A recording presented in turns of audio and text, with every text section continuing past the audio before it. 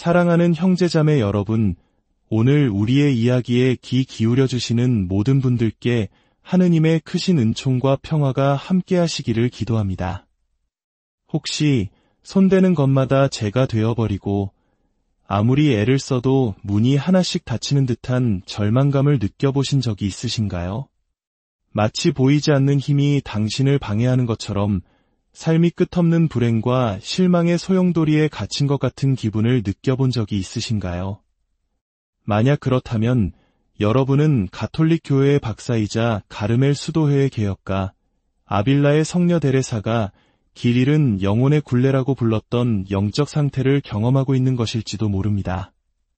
오늘날 많은 자기개발 전문가들은 성공의 비결이 외부에 있다고 말하지만 16세기 스페인의 이 위대한 성녀는 진정한 불운이 외부의 힘이 아니라 모든 축복의 신성한 근원, 즉 하느님과의 연결을 잃어버린 영혼에서 비롯된다는 깊은 진리를 발견했습니다.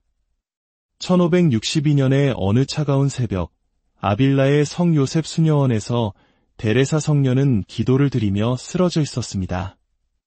그녀가 평생을 바쳐온 수도의 개혁의 사명은 완전히 무너져 내리는 듯 보였습니다. 교회 당국은 그녀를 박해했고 동료 가르메르 수녀들은 그녀를 거부했으며 재정은 바닥났고 정체 모를 병이 그녀의 몸을 갉아먹고 있었습니다. 마치 하느님께서 보호의 손길을 거두시고 그녀를 완벽한 폭풍우 속에 홀로 내버려 두신 것만 같았습니다. 혹시 여러분도 이런 버림받은 느낌, 한 걸음 나아가면 두 걸음 뒤로 물러서는 듯한 그 깊은 고립감을 아십니까? 데레사 성녀는 일기에 이렇게 썼습니다. 주님, 당신의 친구들을 이처럼 대하신다면 친구가 거의 없는 것도 놀랍지 않습니다. 그것은 그녀의 가장 어두운 순간이었지만 동시에 가장 위대한 발견의 문턱이었습니다. 그날 밤 눈물이 얼굴을 적시고 영혼이 침묵 속에서 비명을 지를 때 데레사는 미묘하지만 혁명적인 무언가를 감지하기 시작했습니다. 그것은 하느님께서 그녀를 버리신 것이 아니었습니다. 바로 그녀의 영혼이 스스로 보이지 않는 장벽을 만들어 하느님의 축복이 자연스럽게 흘러들어오는 것을 막고 있었던 것입니다. 마치 잡초로 뒤덮여 비가 꽃에 닿지 못하는 정원처럼 그녀의 마음에는 원망, 두려움, 무질서한 애착, 그리고 하느님의 은총을 막는 깊은 불신이 쌓여 있었습니다. 그녀는 깨달았습니다. 소위 불운이란 하느님의 벌이 아니라 영적인 투명성을 잃어버린 영혼의 자연스러운 결과라는 것을 말입니다. 어쩌면 여러분도 스스로 존재하는지조차 몰랐던 내면의 장벽 때문에 힘겨운 삶을 살고 있는 것은 아닐까요? 그 변화의 밤 이후 데레사 성녀는 영혼의 정화 기술이라 부르는 것을 발전시키기 시작했습니다. 이는 우리의 삶으로 축복이 자유롭게 흐르는 것을 방해하는 모든 것을 제거하는 깊고 체계적인 과정이었습니다. 이것은 외부적인 의식이나 마법적인 주문이 아니었습니다. 그녀의 운명뿐만 아니라 그녀의 지혜를 배우게 될 수많은 영혼의 운명까지 바꿀 만큼 근본적인 내면의 정화였습니다. 그녀는 영혼이 본래의 순수함을 되찾을 때 축복은 굳이 찾아다닐 필요가 없다는 것을 발견했습니다. 마치 물이 자연스럽게 아래로 흐르듯 그냥 찾아오는 것이었습니다. 하지만 이 과정에는 우리 시대가 잊어버린 무언가가 필요합니다. 두려움 없이 내면을 들여다볼 용기, 가장 깊은 상처를 인정할 정직함, 그리고 영혼이 수정처럼 빛날 때까지 정화하려는 굳은 결심입니다. 여러분은 이 영혼의 정화를 위한 여정을 떠날 준비가 되셨습니까? 성녀 데레사는 영혼을 우리의 무질서한 열정의 입김으로 흐려질 수 있는 거울에 비유했습니다. 당신이 당신의 삶을 바라보며 불행, 거절, 놓쳐버린 기회만을 본다면 그것은 당신의 진짜 운명이 아닙니다. 그것은 광을 내어 본래의 빛을 되찾아야 할 영혼의 왜곡된 반사일 뿐입니다. 데레사는 이 사실을 가장 고통스러운 방식으로 발견했습니다. 그녀는 자신의 쓴 마음, 타인에 대한 가혹한 판단, 완고한 기대가 어떻게 그녀의 영혼 주위에 독성구름 같은 것을 만들어 그토록 갈망하던 바로 그 축복들을 밀어내고 있었는지 관찰했습니다. 혹시 눈치채셨나요? 어째서 가장 쓰라린 마음을 가진 사람들은 더 큰 쓰라림을 끌어당기고 진정으로 기쁨의 참마음을 가진 사람들은 마치 작은 기적의 비를 맞으며 사는 것처럼 보이는지를요. 엔카르나시온 수녀원에서 데레사는 몇몇 수녀들을 매혹적으로 관찰했습니다. 그들은 똑같은 가난과 어려운 환경 속에서도 마치 평화와 작은 섭리의 거품 속에서 떠다니는 것 같았습니다. 그들의 방에는 항상 필요한 것이 있었고 병은 더 빨리 나았으며 사람들은 그들에게 마음을 털어놓기 위해 찾아왔습니다. 처음 데레사는 이것이 하느님의 편애라고 생각했습니다. 그러나 곧 그녀는 이 수녀들에게 공통점이 있다는 것을 깨달았습니다. 그것은 바로 원망, 불평, 조종하려는 기대가 없는 투명한 영혼이었습니다. 하느님께서는 사람을 차별하지 않으시지만 마음은 구별하신다고 데레사는 썼습니다. 깨끗한 마음은 축복을 위한 자석과 같지만 혼탁한 마음은 자신도 모르게 축복을 밀어냅니다. 여러분은 스스로 세상에 어떤 에너지를 발산하고 있는지 자문해 본 적이 있습니까? 데레사는 그때부터 유명한 밤의 양심 성찰을 시작했습니다. 그러나 이것은 자기 처벌을 위한 시간이 아니었습니다. 자신의 내면 세계를 사랑으로 탐험하는 시간이었습니다. 매일 밤 촛불 아래에서 그녀는 스스로에게 물었습니다. 오늘 나는 축복을 가로막을 만한 어떤 생각을 품었는가? 어떤 독성 감정이 내 마음에 자리 잡도록 허락했는가? 누구를 향해 원망을 품었는가? 어떤 상황을 무자비하게 판단했는가? 그리고 가장 중요한 질문, 오늘 나는 어디에서 하느님의 무한한 선하심에 대한 신뢰를 잃었는가? 이 성찰은 그녀에게 놀라운 패턴을 발견하게 했습니다. 그녀의 영혼이 다른 사람에 대한 비판으로 가득 찰 때마다 다음날 그녀는 예상치 못한 비판에 직면했습니다. 미래에 대한 강박적인 두려움을 품을 때 해결책은 신비롭게 꼬여버렸습니다. 특정 결과에 필사적으로 매달릴 때 그것들은 손가락 사이로 빠져나가는 물처럼 멀어졌습니다. 여러분 자신의 삶에서도 비슷한 패턴을 발견한 적이 있습니까? 그러나 데레사는 단순한 관찰에 머물지 않았습니다. 그녀는 깨끗한 거울의 기도라고 부르는 것을 개발했습니다. 이는 영혼이 축복을 받는 능력을 흐리게 하는 모든 것으로부터 영혼을 정화하는 구체적인 방법이었습니다. 독성 감정, 파괴적인 생각, 무질서한 애착을 식별할 때마다 그녀는 즉시 그것을 하느님의 현존 앞으로 가져갔습니다. 그것과 싸우기 위해서가 아니라 사랑으로 그것을 변화시키기 위해서였습니다. 그녀는 이렇게 기도했습니다. 주님, 여기 제 분노가 있습니다. 이것을 연민으로 변화시켜 주소서. 여기 제 두려움이 있습니다. 이것을 신뢰로 바꾸어 주소서. 여기 제 원망이 있습니다. 이것이 용서의 꽃을 피우게 하소서. 그리고 놀라운 일이 일어나기 시작했습니다. 그녀의 영혼이 더 투명해짐에 따라 그녀의 삶에서 우호적인 우연들이 배가 되었습니다. 다퉜던 문들이 힘들이지 않고 열렸고 적절한 사람들이 완벽한 순간에 나타났으며 예상치 못한 곳에서 자원이 도착했습니다. 이것은 마법이 아니었습니다. 그것은 하느님의 축복을 위한 순수한 통로가 될 능력을 회복한 영혼의 자연스러운 결과였습니다.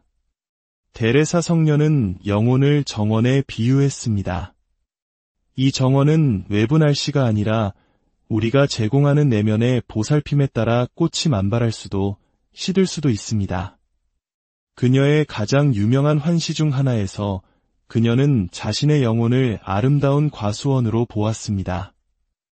그곳에서 하느님께서는 상상할 수 있는 모든 축복의 씨앗을 심고 싶어 하셨습니다. 사랑, 번영, 건강, 조화로운 관계, 명확한 목적, 깊은 평화. 하지만 그녀는 또한 이 내면의 정원이 신성한 씨앗이 싹트는 것을 막는 독성 잡초로 가득 차 있다는 것을 보았습니다. 결핍의 생각, 피해자 의식, 끊임없는 불평의 말, 그리고 하느님의 선하심에 대한 전반적인 불신의 분위기. 데레사는 썼습니다.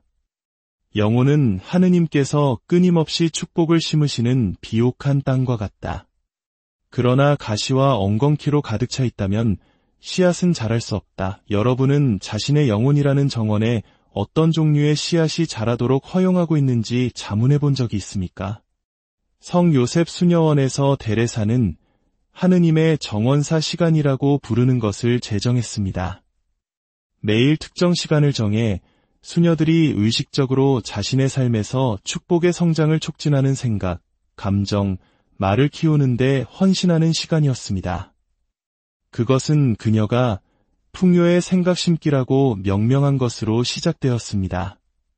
마음이 문제, 결핍, 두려움을 되새김질하도록 내버려 두는 대신 그녀는 수녀들에게 하느님의 무한한 관대함을 적극적으로 묵상하도록 훈련시켰습니다. 하느님은 온 우주를 소유하신 아버지이시며 지상의 어떤 아버지가 자식을 사랑하는 것보다 더 나를 사랑하신다. 수녀들은 매일 아침 이렇게 반복했습니다. 그분께서 들의 백합도 이토록 화려하게 입히신다면 나의 모든 필요를 어떻게 채워주시지 않겠는가? 이것은 영혼이 신성한 풍요의 주파수에 동조하도록 재프로그래밍하는 체계적인 정신 훈련이었습니다. 당신은 하느님께서 당신에 대해 생각하시는 것처럼 생각하도록 의식적으로 당신의 마음을 훈련시켜 본 적이 있습니까? 하지만 데레사는 정신적 수준에만 머물지 않았습니다. 그녀는 감정이 영혼의 정원에 물을 주는 물이라는 것을 알았습니다. 그래서 그녀는 거룩한 감정 기르기라고 부르는 것을 개발했습니다. 꿀이 벌을 끌어들이듯 축복을 끌어들이는 감정 상태를 생성하고 유지하기 위한 일련의 구체적인 실천이었습니다. 첫 번째는 미리 드리는 감사였습니다. 아직 도착하지 않았지만 하느님께서 약속에 충실하시기에 반드시 올 것이라고 알고 있는 축복에 대해 하느님께 감사드리는 것이었습니다. 주님, 제 문제를 위해 이미 준비하고 계신 해결책에 감사드립니다. 그녀는 뜨거운 믿음으로 기도했습니다.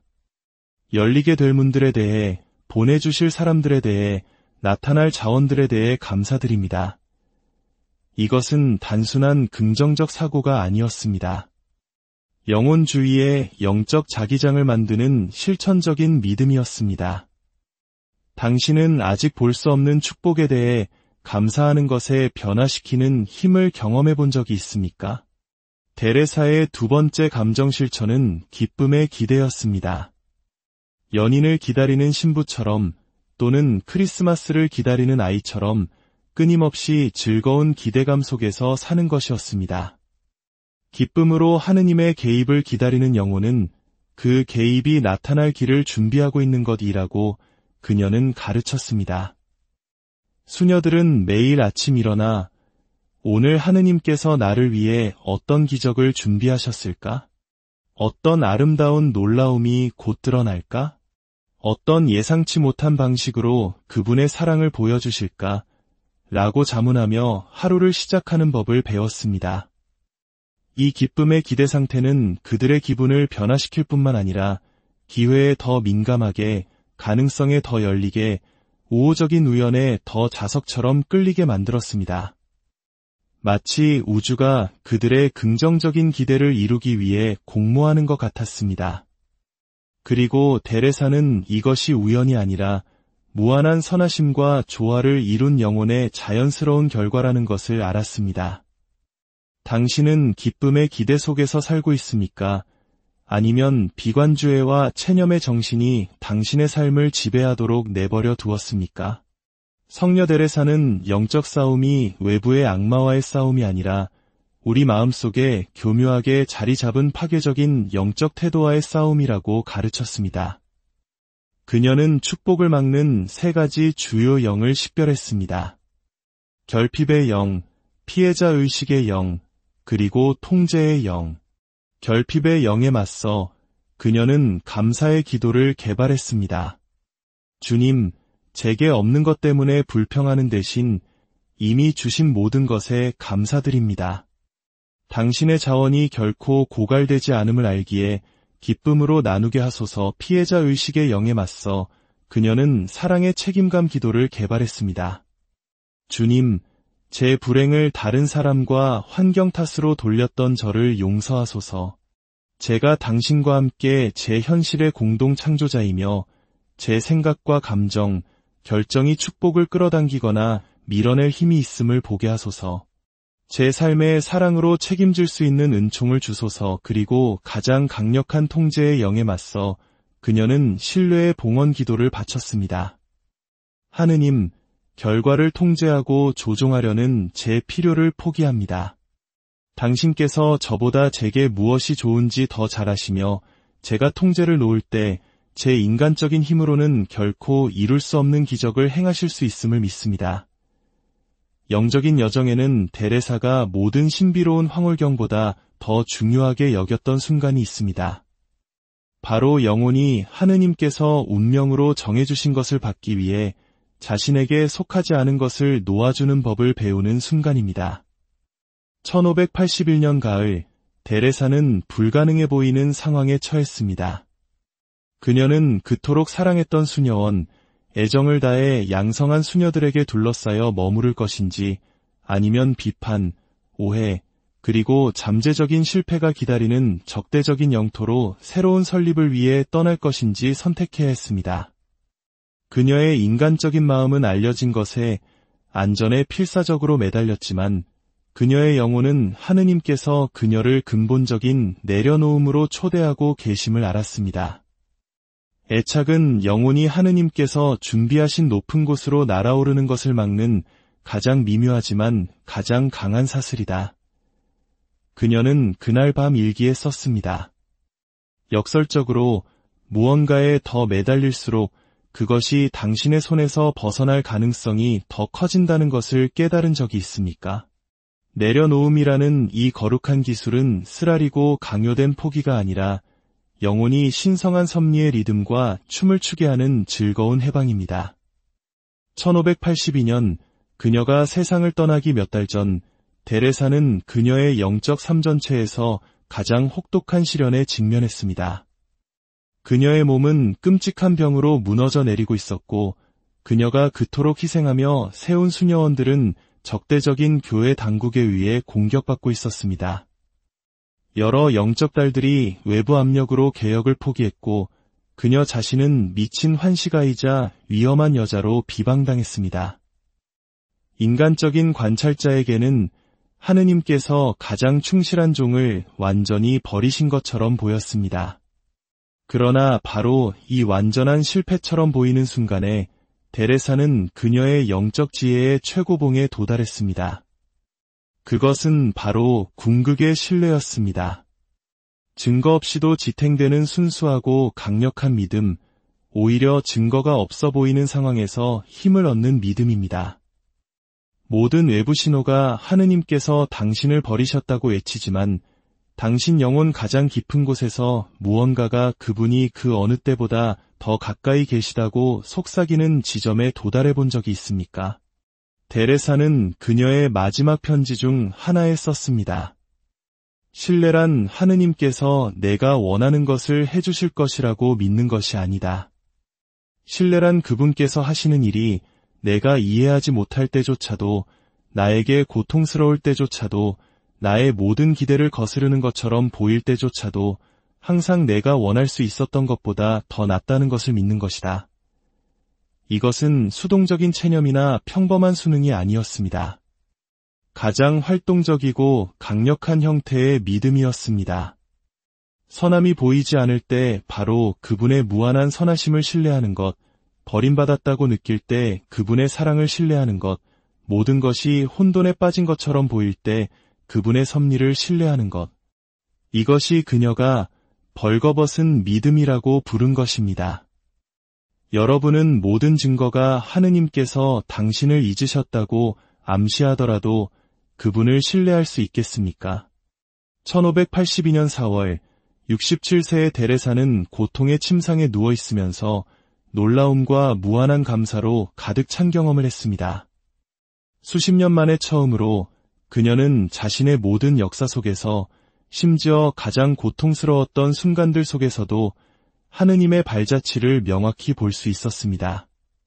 마치 초자연적인 빛이 그녀의 삶의 모든 순간을 거슬러 비추며 그녀가 실패라고 해석했던 것이 실제로는 신성한 준비였음을, 버림받음이라고 느꼈던 것이 실제로는 사랑의 정화였음을, 저주라고 경험했던 것이 실제로는 변장한 축복이었음을 드러내는 것 같았습니다. 이제야 알겠습니다.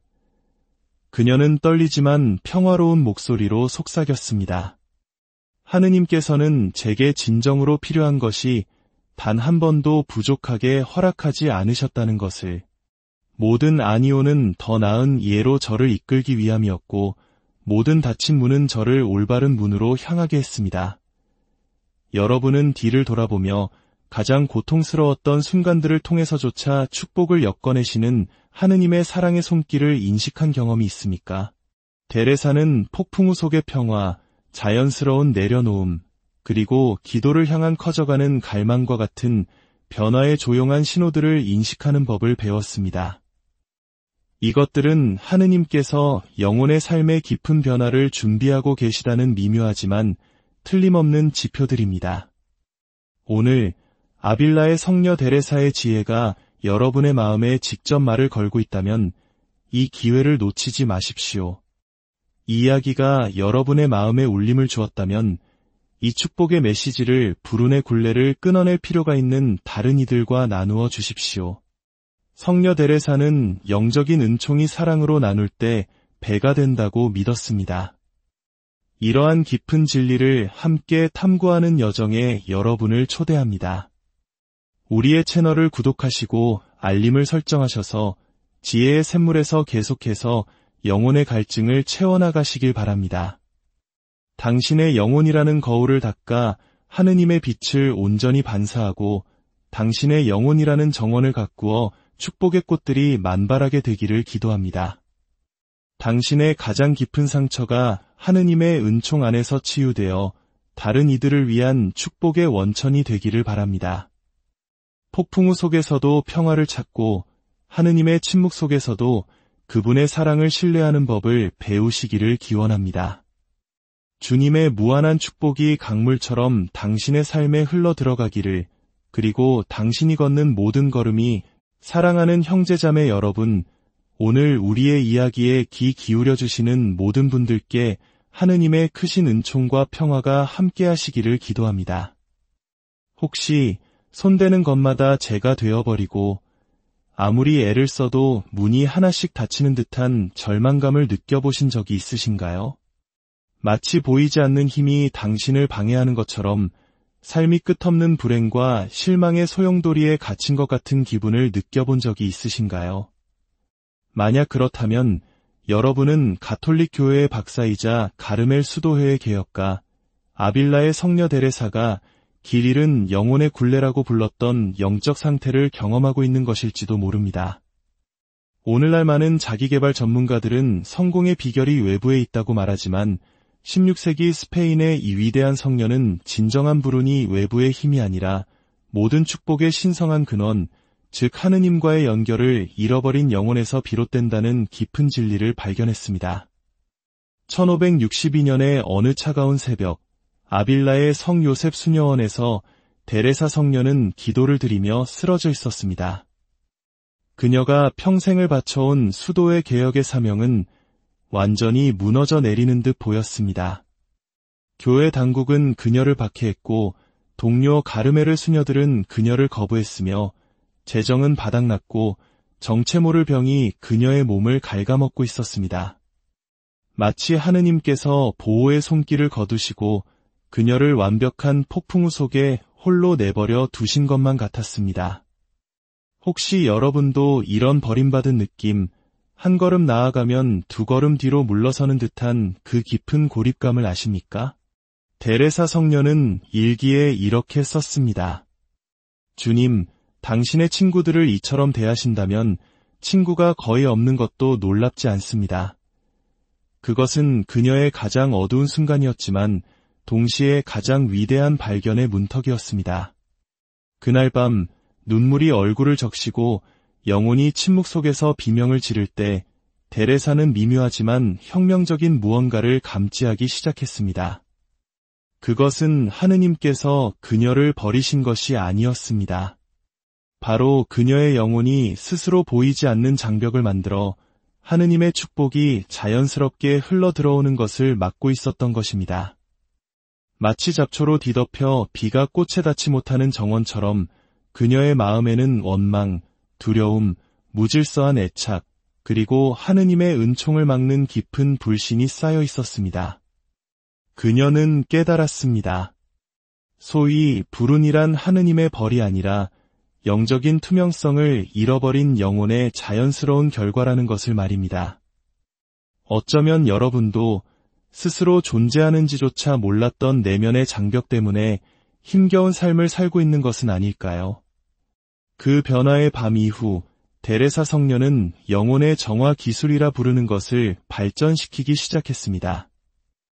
이는 우리의 삶으로 축복이 자유롭게 흐르는 것을 방해하는 모든 것을 제거하는 깊고 체계적인 과정이었습니다. 이것은 외부적인 의식이나 마법적인 주문이 아니었습니다. 그녀의 운명뿐만 아니라 그녀의 지혜를 배우게 될 수많은 영혼의 운명까지 바꿀 만큼 근본적인 내면의 정화였습니다. 그녀는 영혼이 본래의 순수함을 되찾을 때 축복은 굳이 찾아다닐 필요가 없다는 것을 발견했습니다. 마치 물이 자연스럽게 아래로 흐르듯 그냥 찾아오는 것이었습니다. 하지만 이 과정에는 우리 시대가 잊어버린 무언가가 필요합니다. 두려움 없이 내면을 들여다볼 용기, 가장 깊은 상처를 인정할 정직함, 그리고 영혼이 수정처럼 빛날 때까지 정화하려는 굳은 결심입니다. 여러분은 이 영혼의 정화를 위한 여정을 떠날 준비가 되셨습니까? 성녀 데레사는 영혼을 우리의 무질서한 열정의 입김으로 흐려질 수 있는 거울에 비유했습니다. 당신이 당신의 삶을 바라보며 불행, 거절, 놓쳐버린 기회만을 본다면 그것은 당신의 진짜 운명이 아닙니다. 그것은 광을 내어 본래의 빛을 되찾아야 할 영혼의 왜곡된 반사일 뿐입니다. 데레사는 이 사실을 가장 고통스러운 방식으로 발견했습니다. 그녀는 자신의 쓴 마음, 타인에 대한 가혹한 판단, 완고한 기대가 어떻게 그녀의 영혼 주위의 독성구름 같은 것을 만들어 그토록 갈망하던 바로 그 축복들을 밀어내고 있었는지 관찰했습니다. 혹시 눈치채셨나요? 어째서 가장 쓰라린 마음을 가진 사람들은 더 큰 쓰라림을 끌어당기고 진정으로 기쁨의 참마음을 가진 사람들은 마치 작은 기적의 비를 맞으며 사는 것처럼 보이는지를요. 엔카르나시온 수녀원에서 데레사는 몇몇 수녀들을 매혹적으로 관찰했습니다. 그들은 똑같은 가난과 어려운 환경 속에서도 마치 평화와 작은 섭리의 거품 속에서 떠다니는 것 같았습니다. 그들의 방에는 항상 필요한 것이 있었고 병은 더 빨리 나았으며 사람들은 그들에게 마음을 털어놓기 위해 찾아왔습니다. 처음 데레사는 이것이 하느님의 편애라고 생각했습니다. 그러나 곧 그녀는 이 수녀들에게 공통점이 있다는 것을 깨달았습니다. 그것은 바로 원망, 불평, 조종하려는 기대가 없는 투명한 영혼이었습니다. 하느님께서는 사람을 차별하지 않으시지만 마음은 구별하신다고 데레사는 썼습니다. 깨끗한 마음은 축복을 위한 자석과 같지만 혼탁한 마음은 자신도 모르게 축복을 밀어냅니다. 여러분은 스스로 세상에 어떤 에너지를 발산하고 있는지 자문해 본 적이 있습니까? 데레사는 그때부터 유명한 밤의 양심 성찰을 시작했습니다. 그러나 이것은 자기 처벌을 위한 시간이 아니었습니다. 자신의 내면 세계를 사랑으로 탐험하는 시간이었습니다. 매일 밤 촛불 아래에서 그녀는 스스로에게 물었습니다. 오늘 나는 축복을 가로막을 만한 어떤 생각을 품었는가? 어떤 독성 감정이 내 마음에 자리 잡도록 허락했는가? 누구를 향해 원망을 품었는가? 어떤 상황을 무자비하게 판단했는가? 그리고 가장 중요한 질문, 오늘 나는 어디에서 하느님의 무한한 선하심에 대한 신뢰를 잃었는가? 이 성찰은 그녀에게 놀라운 패턴을 발견하게 했습니다. 그녀의 영혼이 다른 사람에 대한 비판으로 가득 찰 때마다 다음날 그녀는 예상치 못한 비판에 직면했습니다. 미래에 대한 강박적인 두려움을 품을 때 해결책은 신비롭게 꼬여버렸습니다. 특정 결과에 필사적으로 매달릴 때 그것들은 손가락 사이로 빠져나가는 물처럼 멀어졌습니다. 여러분 자신의 삶에서도 비슷한 패턴을 발견한 적이 있습니까? 그러나 데레사는 단순한 관찰에 머물지 않았습니다. 그녀는 깨끗한 거울의 기도라고 부르는 것을 개발했습니다. 이는 영혼이 축복을 받는 능력을 흐리게 하는 모든 것으로부터 영혼을 정화하는 구체적인 방법이었습니다. 독성 감정, 파괴적인 생각, 무질서한 애착을 식별할 때마다 그녀는 즉시 그것을 하느님의 현존 앞으로 가져갔습니다. 그것과 싸우기 위해서가 아니라 사랑으로 그것을 변화시키기 위해서였습니다. 그녀는 이렇게 기도했습니다. 주님, 여기 제 분노가 있습니다. 이것을 연민으로 변화시켜 주소서. 여기 제 두려움이 있습니다. 이것을 신뢰로 바꾸어 주소서. 여기 제 원망이 있습니다. 이것이 용서의 꽃을 피우게 하소서. 그리고 놀라운 일이 일어나기 시작했습니다. 그녀의 영혼이 더 투명해짐에 따라 그녀의 삶에서 우호적인 우연들이 배가 되었습니다. 다퉜던 문들이 힘들이지 않고 열렸고 적절한 사람들이 완벽한 순간에 나타났으며 예상치 못한 곳에서 자원이 도착했습니다. 이것은 마법이 아니었습니다. 그것은 하느님의 축복을 위한 순수한 통로가 될 능력을 회복한 영혼의 자연스러운 결과였습니다. 데레사 성녀는 영혼을 정원에 비유했습니다. 이 정원은 외부 날씨가 아니라 우리가 제공하는 내면의 보살핌에 따라 꽃이 만발할 수도 시들 수도 있습니다. 그녀의 가장 유명한 환시 중 하나에서 그녀는 자신의 영혼을 아름다운 과수원으로 보았습니다. 그곳에서 하느님께서는 상상할 수 있는 모든 축복의 씨앗을 심고 싶어 하셨습니다. 사랑, 번영, 건강, 조화로운 관계, 명확한 목적, 깊은 평화. 하지만 그녀는 또한 이 내면의 정원이 신성한 씨앗이 싹 트는 것을 막는 독성 잡초로 가득 차 있다는 것을 보았습니다. 결핍의 생각, 피해자 의식, 끊임없는 불평의 말, 그리고 하느님의 선하심에 대한 전반적인 불신의 분위기. 데레사는 썼습니다. 영혼은 하느님께서 끊임없이 축복을 심으시는 비옥한 땅과 같다.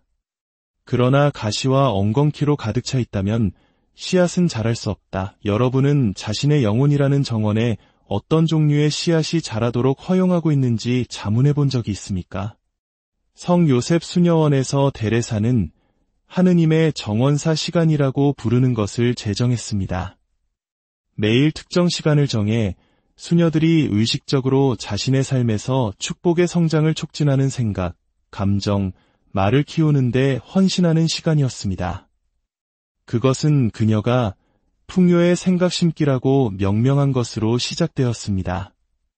마음이 문제, 결핍, 두려움을 되새김질하도록 내버려 두는 대신 그녀는 수녀들에게 하느님의 무한한 관대함을 적극적으로 묵상하도록 훈련시켰습니다. 하느님은 온 우주를 소유하신 아버지이시며 지상의 어떤 아버지가 자식을 사랑하는 것보다 더 나를 사랑하신다. 수녀들은 매일 아침 이렇게 반복했습니다.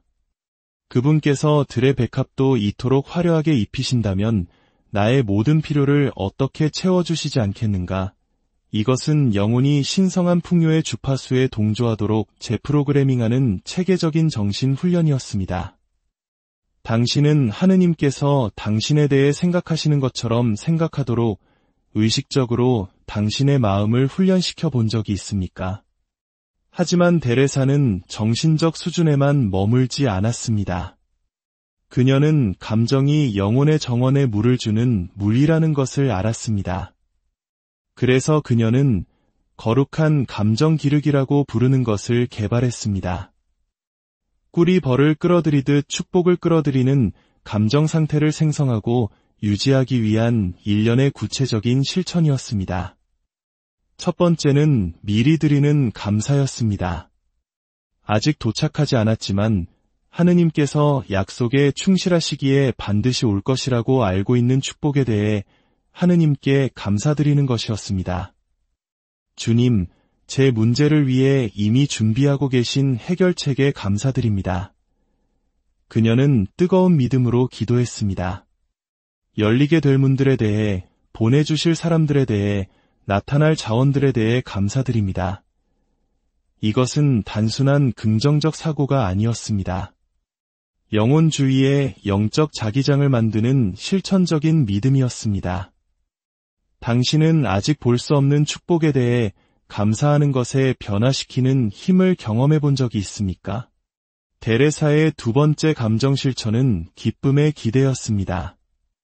연인을 기다리는 신부처럼 또는 크리스마스를 기다리는 아이처럼 끊임없이 즐거운 기대감 속에서 사는 것이었습니다. 기쁨으로 하느님의 개입을 기다리는 영혼은 그 개입이 나타날 길을 준비하고 있는 것이라고 그녀는 가르쳤습니다. 수녀들은 매일 아침 일어나 오늘 하느님께서 나를 위해 어떤 기적을 준비하셨을까? 어떤 아름다운 놀라움이 곧 드러날까? 어떤 예상치 못한 방식으로 그분의 사랑을 보여주실까? 라고 자문하며 하루를 시작하는 법을 배웠습니다. 이 기쁨의 기대 상태는 그들의 기분을 변화시킬 뿐만 아니라 기회에 더 민감하게, 가능성에 더 열리게, 우호적인 우연에 더 자석처럼 끌리게 만들었습니다. 마치 우주가 그들의 긍정적인 기대를 이루기 위해 공모하는 것 같았습니다. 그리고 데레사는 이것이 우연이 아니라 무한한 선하심과 조화를 이룬 영혼의 자연스러운 결과라는 것을 알았습니다. 당신은 기쁨의 기대 속에서 살고 있습니까? 아니면 비관주의와 체념의 정신이 당신의 삶을 지배하도록 내버려 두었습니까? 성녀 데레사는 영적 싸움이 외부의 악마와의 싸움이 아니라 우리 마음속에 교묘하게 자리 잡은 파괴적인 영적 태도와의 싸움이라고 가르쳤습니다. 그녀는 축복을 막는 세 가지 주요 영을 식별했습니다. 결핍의 영, 피해자 의식의 영, 그리고 통제의 영. 결핍의 영에 맞서 그녀는 감사의 기도를 개발했습니다. 주님, 제게 없는 것 때문에 불평하는 대신 이미 주신 모든 것에 감사드립니다. 당신의 자원이 결코 고갈되지 않음을 알기에 기쁨으로 나누게 하소서. 피해자 의식의 영에 맞서 그녀는 사랑의 책임감 기도를 개발했습니다. 주님, 제 불행을 다른 사람과 환경 탓으로 돌렸던 저를 용서하소서. 제가 당신과 함께 제 현실의 공동 창조자이며 제 생각과 감정, 결정이 축복을 끌어당기거나 밀어낼 힘이 있음을 보게 하소서. 제 삶에 사랑으로 책임질 수 있는 은총을 주소서. 그리고 가장 강력한 통제의 영에 맞서 그녀는 신뢰의 봉헌 기도를 바쳤습니다. 하느님, 결과를 통제하고 조종하려는 제 필요를 포기합니다. 당신께서 저보다 제게 무엇이 좋은지 더 잘 아시며 제가 통제를 놓을 때 제 인간적인 힘으로는 결코 이룰 수 없는 기적을 행하실 수 있음을 믿습니다. 영적인 여정에는 데레사가 모든 신비로운 황홀경보다 더 중요하게 여겼던 순간이 있습니다.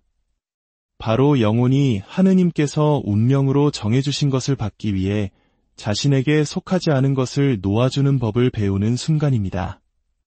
1581년 가을, 데레사는 불가능해 보이는 상황에 처했습니다.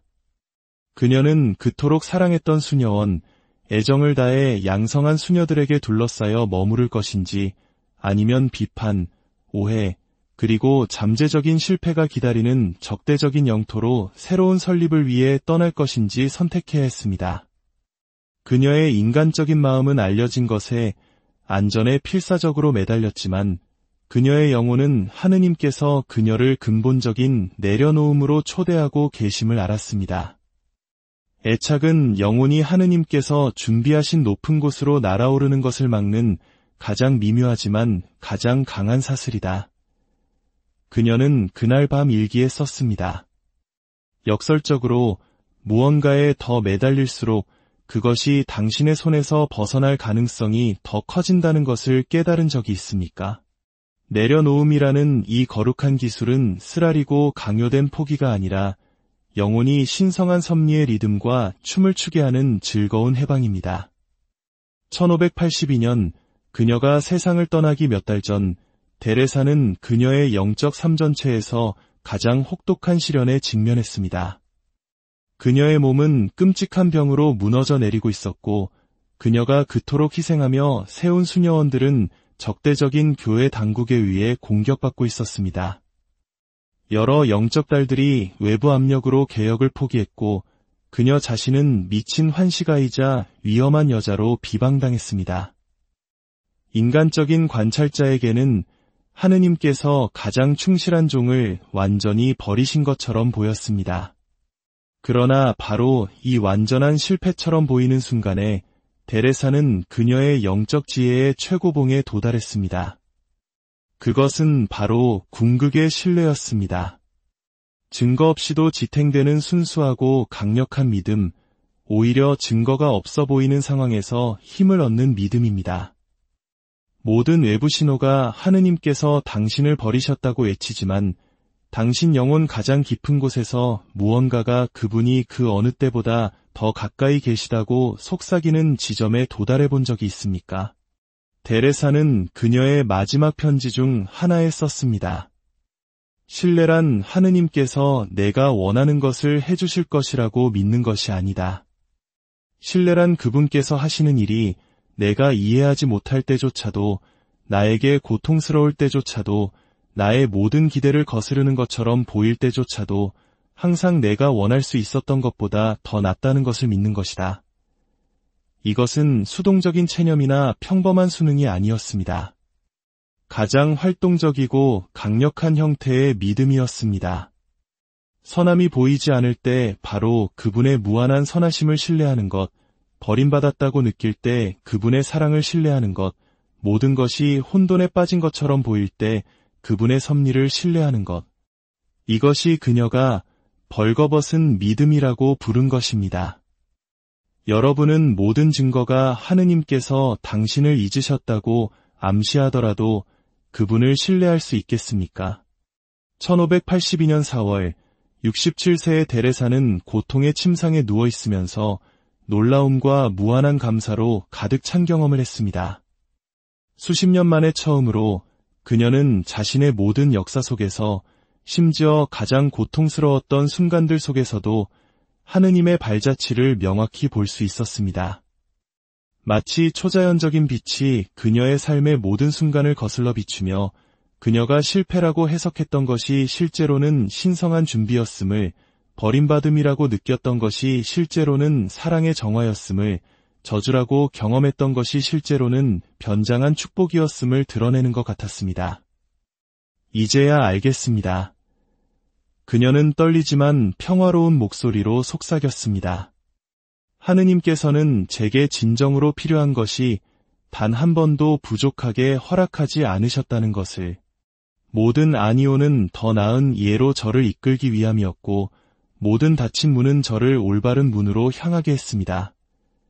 여러분은 뒤를 돌아보며 가장 고통스러웠던 순간들을 통해서조차 축복을 엮어내시는 하느님의 사랑의 손길을 인식한 경험이 있습니까?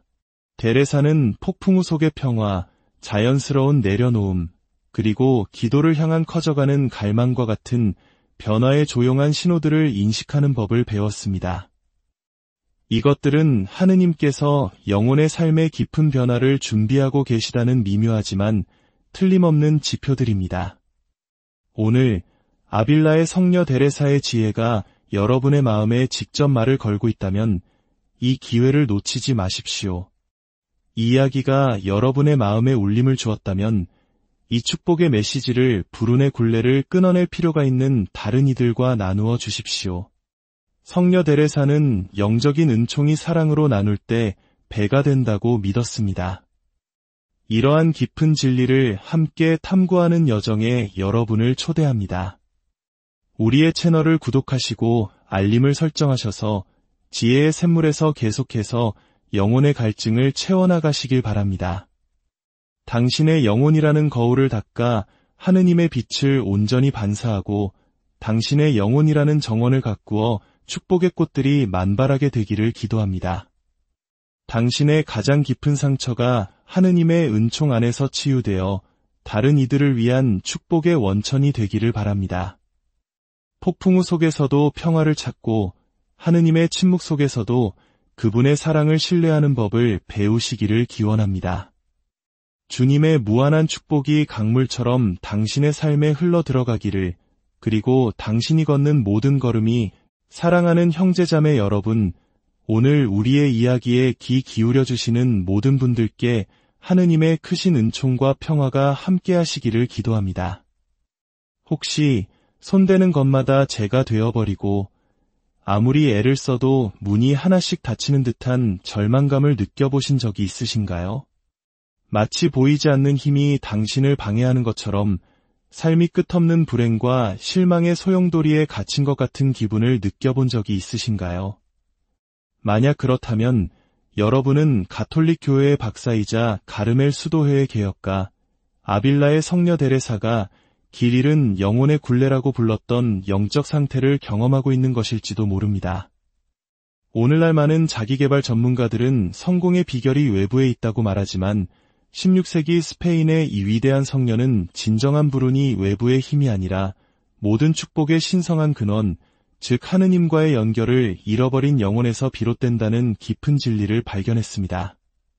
1562년의 어느 차가운 새벽, 아빌라의 성 요셉 수녀원에서 데레사 성녀는 기도를 드리며 쓰러져 있었습니다.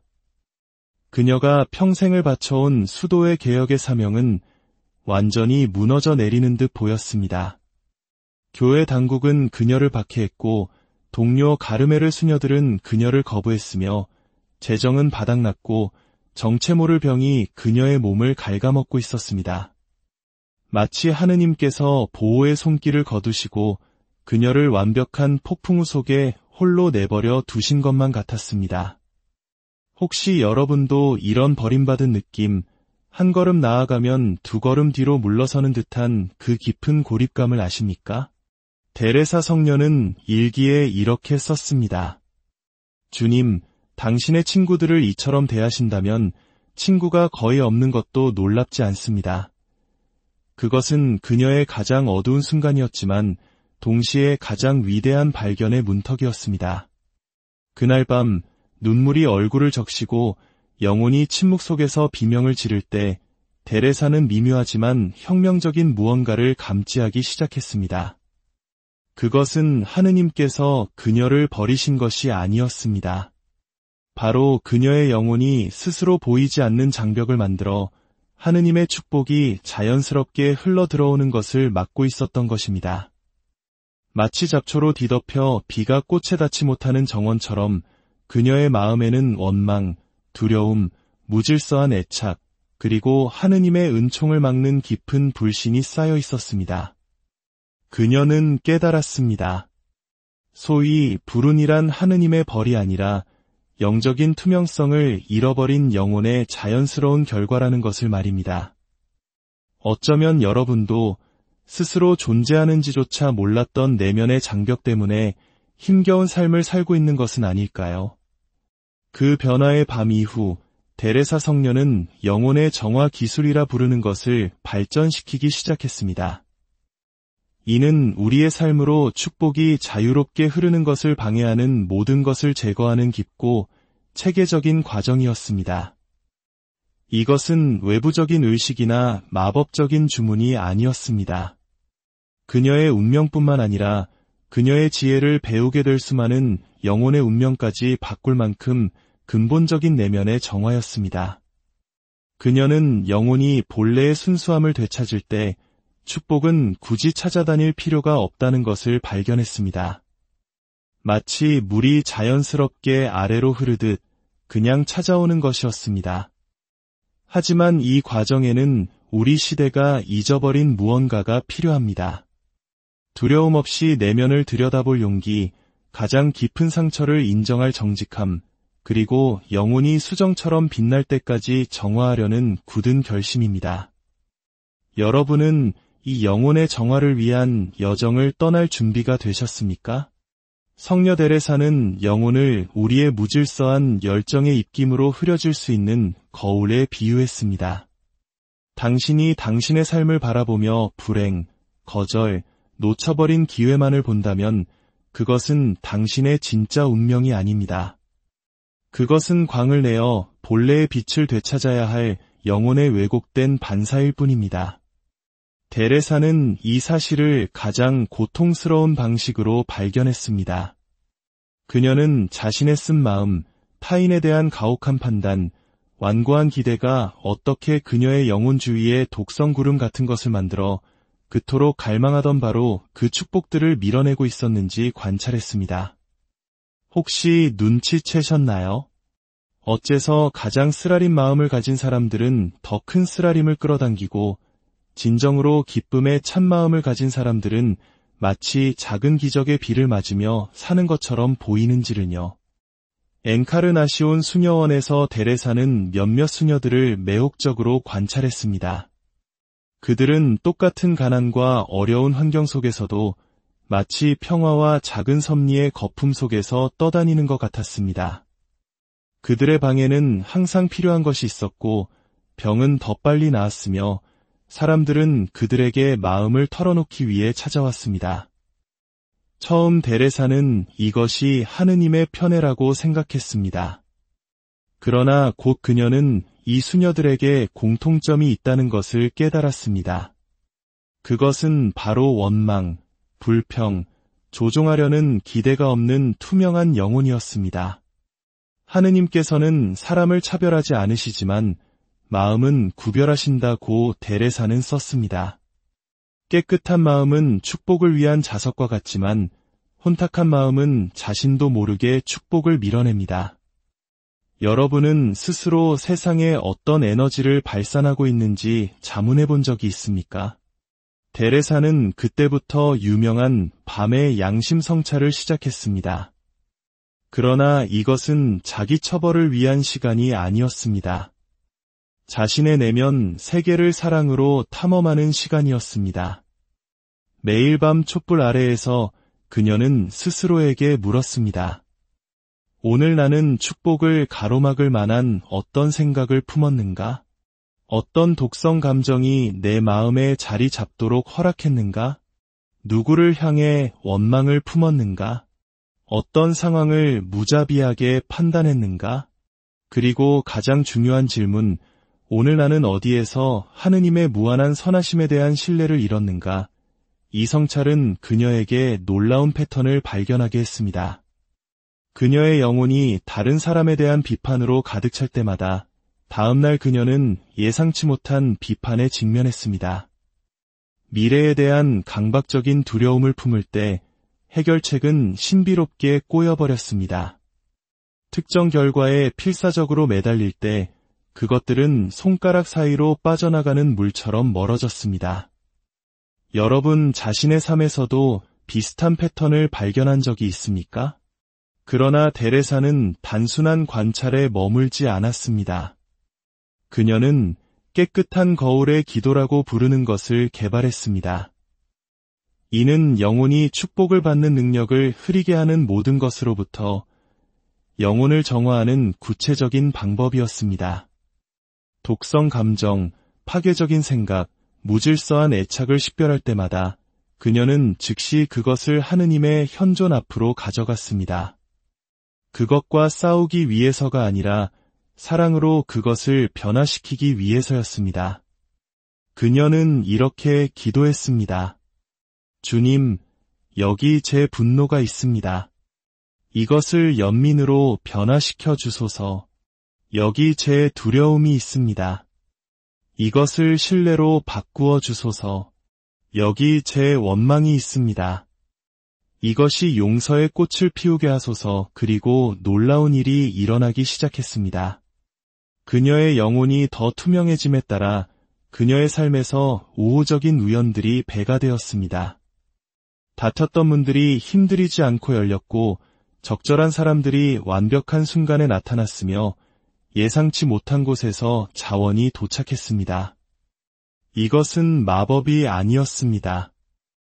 그것은 하느님의 축복을 위한 순수한 통로가 될 능력을 회복한 영혼의 자연스러운 결과였습니다.